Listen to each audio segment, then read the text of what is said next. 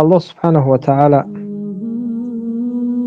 البته این امت عزت نمیدهد تا زمانی که با انمون راه و روش سلفی که بودن، با اون راه و روش صحابگان، با راه و روش قرآن و سنت و فهم صحابه، فهم سلف و صالح باز نگردن. و البته یک ویدیوی منتشر شد، من کمی به همون ویدیو نظر کردم. عذر. سبحان الله، واقعا در مرکز یا که در انمون دولت سعودی اعوذ بالله چی کارها رفته ایستاده است. از این دجال و دجاجله که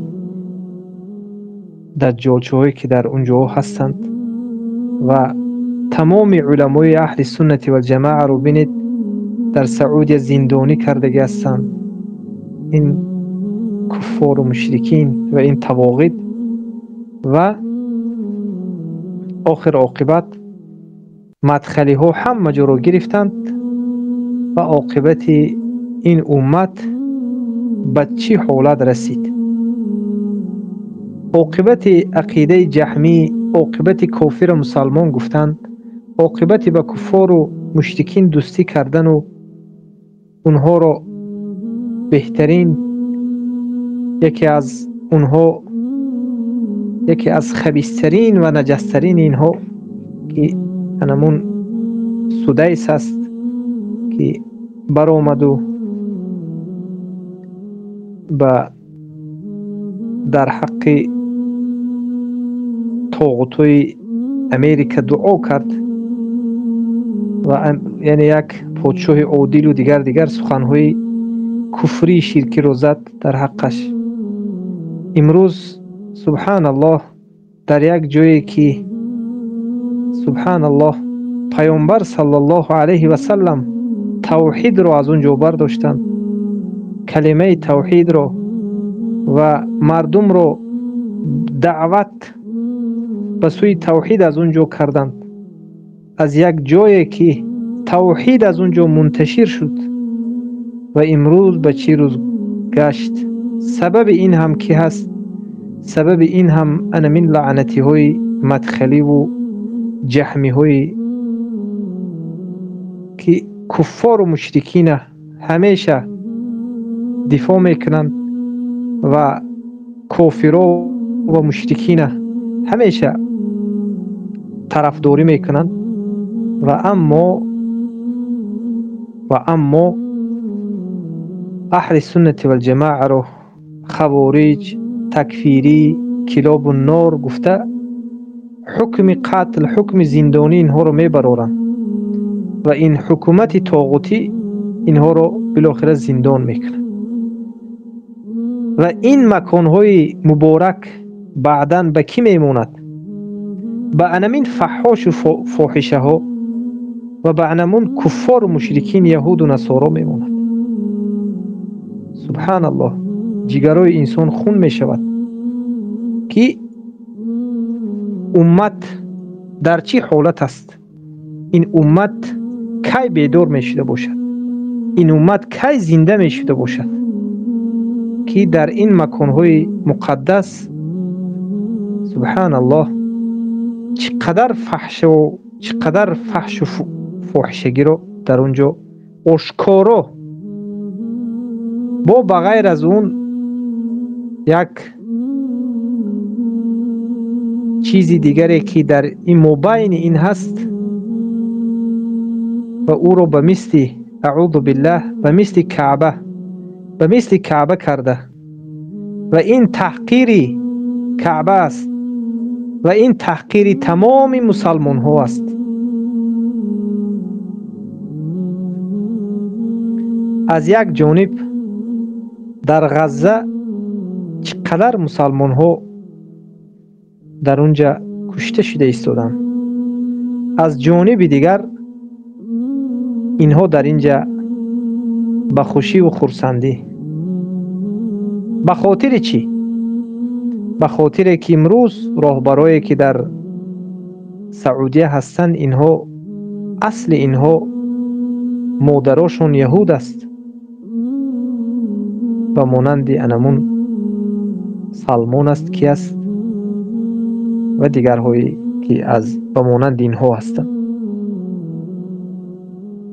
و تا زمانی که موحدین و عقیده صحیح باز نمیگردند، البته که الله سبحانه و تعالی این امت رو بیدار نمی کند و هر روز و هر ساعت ما انمین گونه بخوری هست. الله المستعان. الله سبحانه و تعالی این مدخلی و این جهمی ها رو لایق هدایت نباشند، الله سبحانه و تعالی خور و ذلیلشون بگرداند، به خاطر که به درجه یعنی کفار امروز گفته ایستاده است که ما در انمین گونه مکانهای مقدس شما، در یک مکان مقدس شما تمام مسلمان ها رو قتل میکنیم، در یک جای دیگرش کنسرت خود رو به ملال انمخیل میگذرونیم. شما لعنتی های مدخلی های پدخلین طاغوت ها فتوا دهید که مسلمان ها رو زندانی کنند، فتوا دهید که علمای اهل سنت و جماعه، علمای ربانی رو زندانی کنند.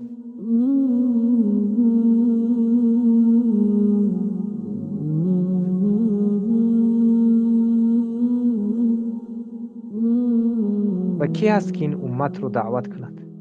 شما فتوا دهید که مسلمان ها رو قتل کنند. شما لعنتی نباشید، پس کی است لعنتی؟ عموما در مسائل توحید کفر به طاغوت صحبت نمی کنند. انا عاقبت حالت سبحان الله آدم جگرهایش خون می شود. الله المستعان. بارک الله فیکم. لیکن برادران و خواهران اهل توحیدم، البته که ما و شما نباید ناامید باشیم، ما و شما نباید روح افتاده باشیم. الله سبحانه و تعالی در زمان سلف چگونه که از علمایی که از خراسان بود برآورد و الله سبحانه و تعالی دین خودش را با واسطه بسیاری از علمای از خراسان نصرت داد و کتبهای اونها که تا به امروز هستند. البته که امروز نباید ما و شما، انمی ما جوانهای اهل خراسان هستیم که بردارنده این دین الله سبحانه و تعالی و نصرت دهنده دین الله سبحانه و تعالی باشیم. البته به احساسات نه، به علم، به قرآن و سنت، به فهم سلف، به منهج. الله سبحانه و تعالی البته یک طائفه که به دین الله سبحانه و تعالی بی‌پرواگی کردند اونها را نابود میکند و دیگر قوم دیگری رو پیدا میکند. و ما دعا کنیم و حرکت کنیم شب و روز در نمازهای تهجد دعا کنیم از الله سبحانه و تعالی که از ما کار بگیرد و ما را سبب انمین منتشر شدن دین خودش با منهج رسول الله صلی الله علیه و سلم بگرداند و سبب نصرت دین خودش، سبب نصرت توحید و سبب عزت موحدین بگرداند.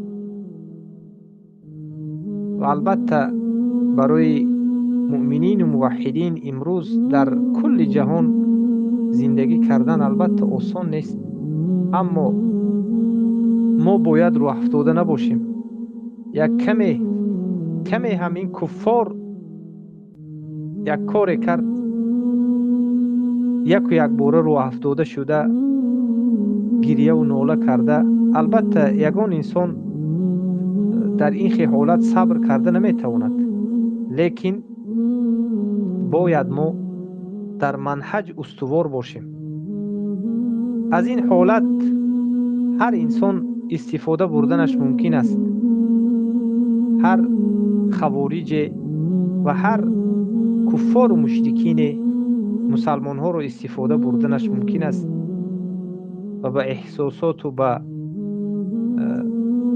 یعنی بیمنهجی، از بیمنهجی و از احساساتی خودداری کرده و دعا کنیم که الله سبحانه و تعالی این کسانی که به دین الله بازی میکنند، الله سبحانه و تعالی جزایی که لایق اینها است، لایق هدایت نباشند، اولا لایق هدایت باشند الله هدایتشون کند، لایق هدایت نباشند الله سبحانه و تعالی به اینها کفایه کند و جزایی که به اینها لایق است الله سبحانه و تعالی بدهد، تا اینکه این ضرر اینها به دیگر مسلمان ها نرسد.